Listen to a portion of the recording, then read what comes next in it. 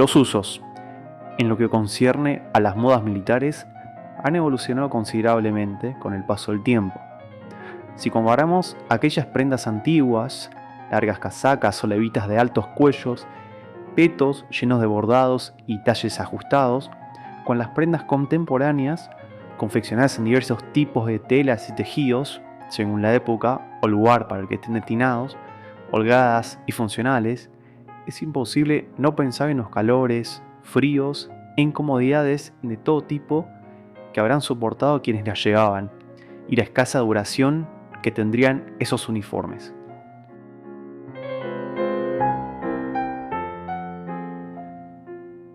A pesar de eso, todo tiene su explicación.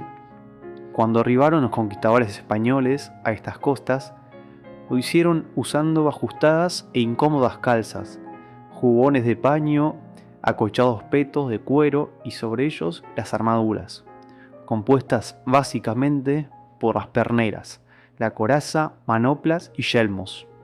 En resumen, una vestimenta diseñada específicamente para proteger el cuerpo, dentro de la concepción particular que tenían de las técnicas de combate en la antigua Europa.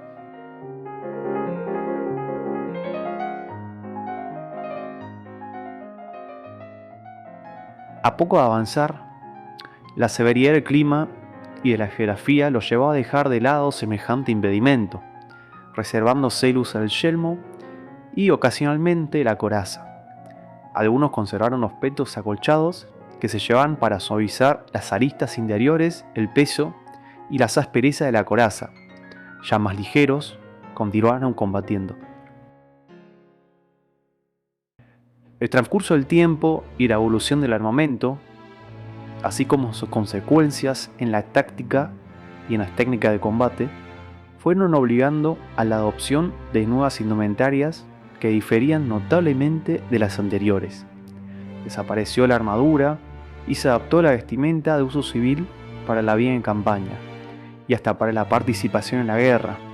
Sin embargo, transcurriría mucho tiempo hasta que aparecieran los uniformes, es decir, la ropa diseñada sobre la base de patrones comunes para un determinado cuerpo o para todo el ejército, aunque lo cierto es que ya se estaba dando un gran paso hacia esa idea.